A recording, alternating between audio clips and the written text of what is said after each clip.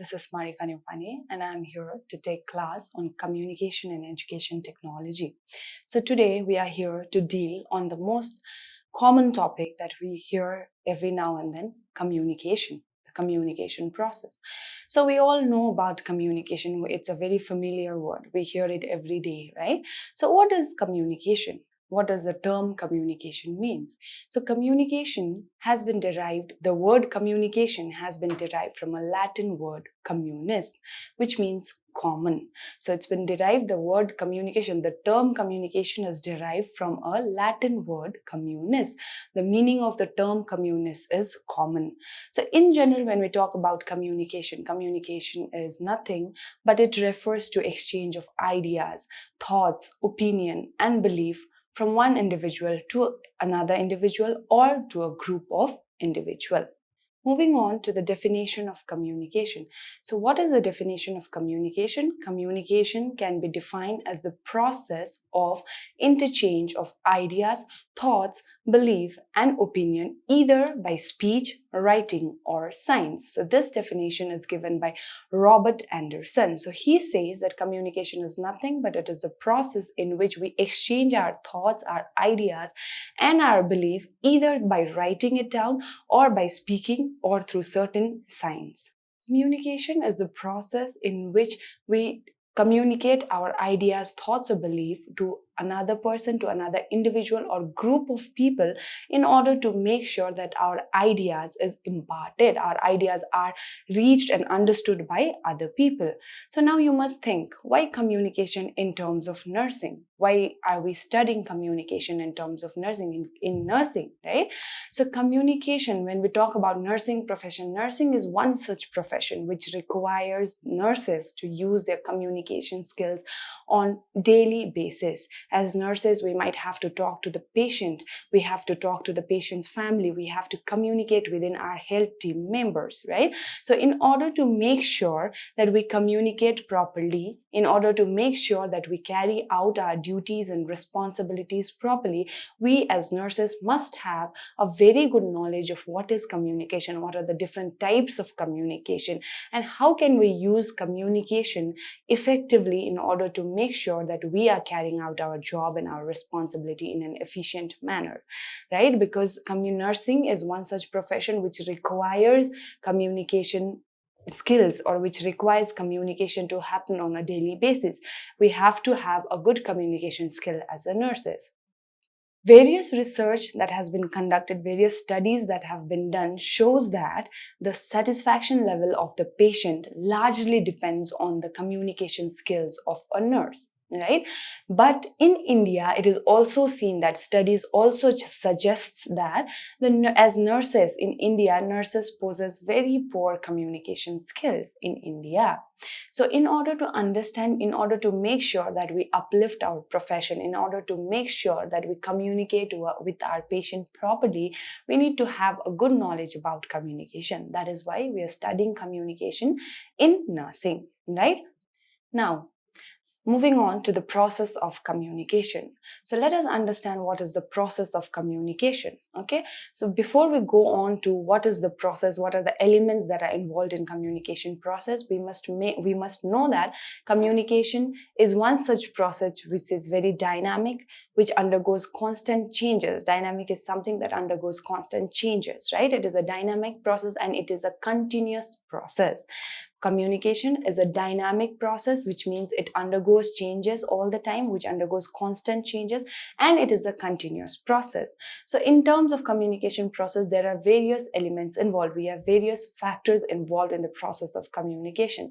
Let us see what are the elements involved in process of communication one by one. So the first element in the process of communication is a sender. From the term itself, we can understand what a sender is. A sender is someone who wants to send something, right? So in terms of communication, a sender is the person who has the information, who has the message and wants to communicate the message to other people. It can be with a group of people or with another individual. So a sender is a person who has a message and wants to communicate and wishes to convey his message to other individual. So sender is also known as communicator. So who is a sender? A sender is a person and is also called as communicator. Why is he called a communicator? Because the sender is the person who initiates the conversation or who starts the conversation. The sender has to encode the message that he wants to send or the information that he wants to send. So what is the term encoding means? Encoding is nothing but converting the information or message into a form that can be transmitted.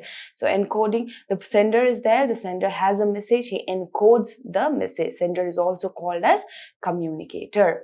Moving on to the second element of communication. So what is the second element of communication? The second element of communication is the message. Now what is the message? A message is the key element of communication. Okay, the message is the content or the subject of communication. What are you communicating about? The subject that you're communicating about is the message. Okay, now when you communicate about something, when you have the information about something, what are the criteria that a message should meet? The message should be simple, it should be clear, and it should be precise. The message must be clear, it must be precise, and it must be relevant. And also the message should be well planned and delivered in such a manner that the purpose of communication is met.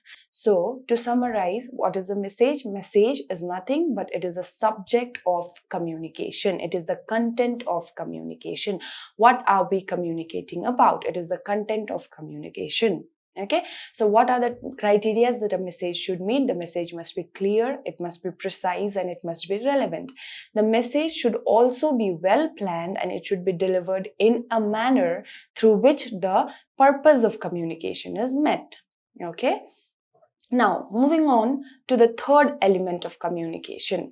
We have a sender, the sender has a message. Now, what do we require next? Moving on to the next, we have channel of communication. So what is a channel of communication? The channel is nothing but the medium of communication. How do we communicate? I am the sender. I also have a message. Now I have a group of people to whom I want to send the message. Now how do I communicate with them? I might communicate with them through my telephone. What is my telephone? What is my phone? My phone is a channel of communication. So a channel is nothing but it is the medium that we use to communicate to other people or group of people. It is a medium that is used in order to communicate the message or the information. Now, various examples of channels of communication can be radio, televisions, emails, text messages, etc. Proper channel of communication must be selected in order to make sure that we communicate effectively. When we want to communicate with someone, we have to make sure that we select the proper channels of communication. And it is also believed that when we use more than one channels of communication, the communication is said to be more effective. If we want our communication to be more effectively, if we want the purpose of communication to be met, we can use more than one channel of communication.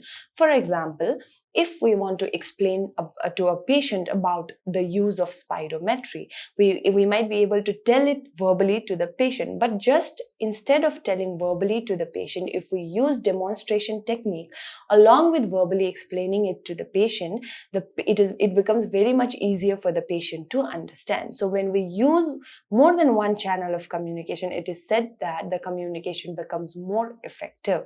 Moving on to the next element of communication. So what is the fourth element? There is a sender who has a message, there is a channel, there is a medium through which the sender wants to send a message. Now what do we require next? There is a need of a receiver, right? So who is a receiver? From the term itself, it is very familiar, it is very understandable that the receiver is a person who receives something, right? So in the process of communication, who is a receiver? A receiver is a person who receives the information or the message that is conveyed by the sender. Receiver is a person. It can be one individual or it can be a group of people, right? It is not always necessary for the receiver to be one person. It can be one single person or it can be a group of people for whom the message is meant, for whom the sender has sent the message. There is a sender, right? We have a sender who has a message. There is a medium through which sender wants to send the message, and there is a receiver. A receiver could be one single individual or can be a group of people. Receiver is the person for whom the message is meant, is the person who receives the message. Now, when we say receiver, it is not just receiving the message, right? The receiver here receives the message, and he or she or group of receiver, those people, have to interpret the message that is received by them. They can interpret the message. They might be able to interpret the message in accordance to their knowledge and their skills, right? So the receiver receives the message. They interpret their message according to their understanding, their knowledge, and their experiences and skills. Next one, moving on to the fifth element of communication. What is the fifth element? The fifth element of communication is the feedback. Again, from the term itself, it is understandable. A feedback. What is a feedback? A feedback is something that a person gives after he or she has experienced a certain thing, right? So here, what is a feedback? A feedback is given by the receiver after receiving and interpreting the message that was sent by the sender. So here, the feedback is giving a written message. The feedback is a written message that is given by the receiver to the sender after receiving and interpreting the message. In the process of communication, this feedback, the fifth and the last step, is considered to be the most important step in the process of communication. Why? Because it makes sure that not only that the receiver has received the message, that the receiver has also understood the message that was sent by the sender. Now, during this process of feedback, this is a reversal of communication process. Here, now the communicator is the receiver. Earlier we said that the sender is also called as communicator, but during the process of feedback, the receiver becomes the communicator because the receiver is sending a return message to the sender, which indicates that the receiver has not only received the message but also understood the message that was sent by the sender. Okay, moving on, types of communication.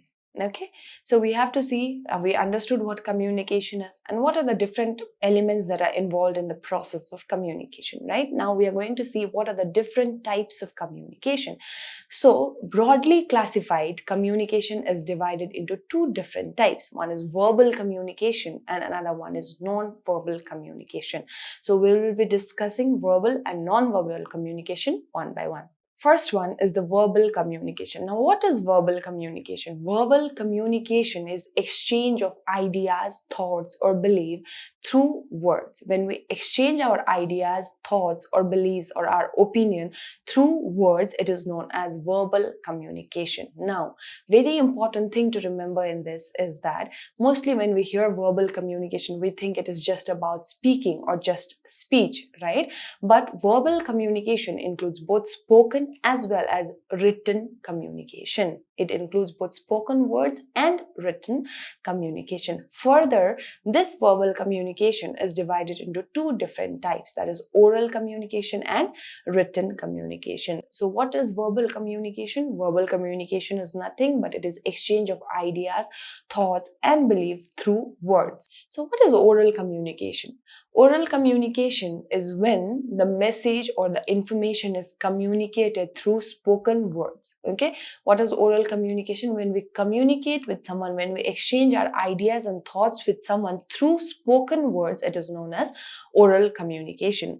Oral communication, as we know, is the most common type of communication that we do in our day-to-day life, and it is one of the most effective way of communicating with one another. Right? Why? Because in oral communication usually takes place through face-to-face interaction or either through telephonic electronic media such as telephone or a cell phone, right? So when we talk to someone face-to-face, when there is oral communication, when we talk to someone face-to-face, we make sure we not only listen to what they are speaking, but we also pay attention to their gestures, their body language. So that is why it is also referred to as one of the most effective way of communication. So under verbal communication, the first one is oral communication. communication. So what is oral communication? Oral communication is when we communicate our ideas, message, thoughts, or information through spoken words. Oral communication is said to be the most effective way because oral communication usually takes place direct face to face, right? When we talk to someone face to face directly, it is possible for us not only just to hear them but also to understand and see their gestures and their facial expressions, right? So that is why oral communication is considered to be one of the most effective ways. Next type of verbal communication is written communication. As I said, when we talk about verbal communication, we think it is only spoken words or just by speaking or just speech, but the verbal communication includes written communication as well. So from the term itself, it is very easily understandable that the written communication is nothing when we want to exchange our ideas, our information, thoughts to someone through written words. It is known as written communication. Now, what are the examples of written communication? There are various examples of written communication. Few examples can be letters, a report, chart, etc. Next, we have non-verbal communication. So we know what is verbal communication. Right? Now, what is non-verbal form of communication? There are various non-verbal form of communication. What are they? Non-verbal communication is the act of conveying message. It is the act of conveying message or information through physical gesture, posture, or facial expression. It may include our facial expressions, our making eye contacts, gesture, body languages, and tone of our voice. So there are two different types of communication, verbal communication and non-verbal communication. Okay.